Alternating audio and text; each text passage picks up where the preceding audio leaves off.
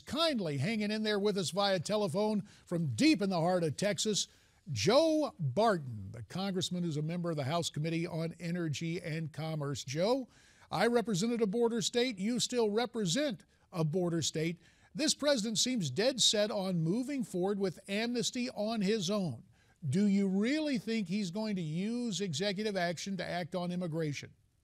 Well, if I were advising him, I would say he doesn't have the constitutional authority to do so. He's already gone about as close to violating the Constitution as it's possible to be, and some people have said that he has.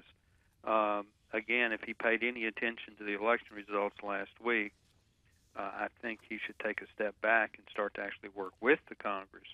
I do agree with the president that we need to have an immigration reform package, but I don't agree with him at all that there should be what people call amnesty. That didn't work when President Reagan tried it back in the 80s. I voted against it then. I'd vote against it now.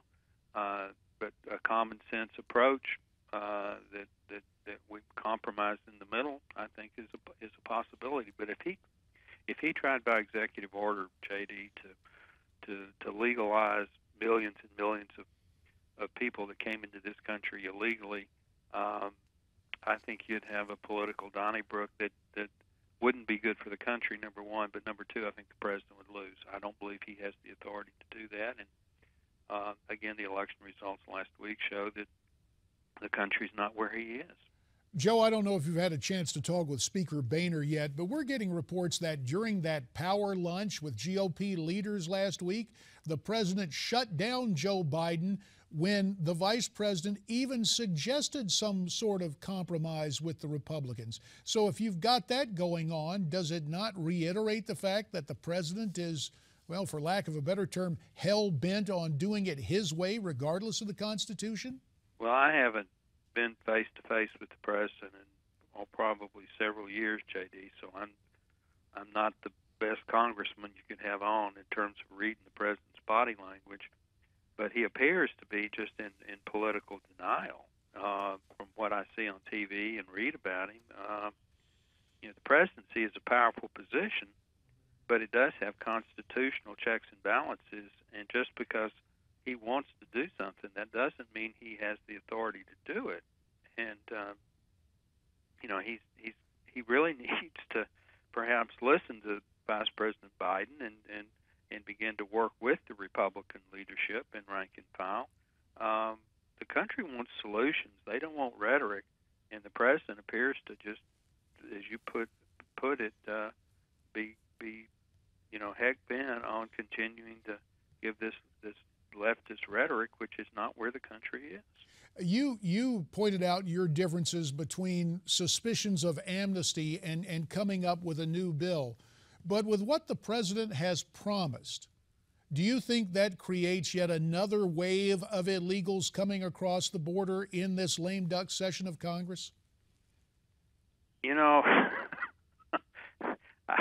I hope not. In fact, I don't think so. I mean, there's just such a clear signal that what the country wants is border security, not an open border. And the House passed in August, some very common sense language about expediting review of the minors accompanied by adults and all of that, and that's automatic. Even though it didn't pass the Senate, that really slowed things down. There is no way, even if the president were to try to do some executive order between now and January, that it would stand. Because as soon as the new Congress gets sworn in, we have the votes to overturn it. The president can do a lot by executive order when A, the Congress supports it, or B, the Congress is divided and can't stop him. And let me just ask you this. The Congress is going to be united in opposition to his immigration policy. Well, Joe, you'll have 15 seconds to answer. Andrew McCarthy in National Review says about the only way to stop this guy if he moves forward is impeachment. Is that likely on the table? 15 seconds. Impeachment is indicting in the House, and that's a possibility, but you still have to convict in the Senate, and that takes a two-thirds vote. But impeachment would be a consideration. Yes, sir.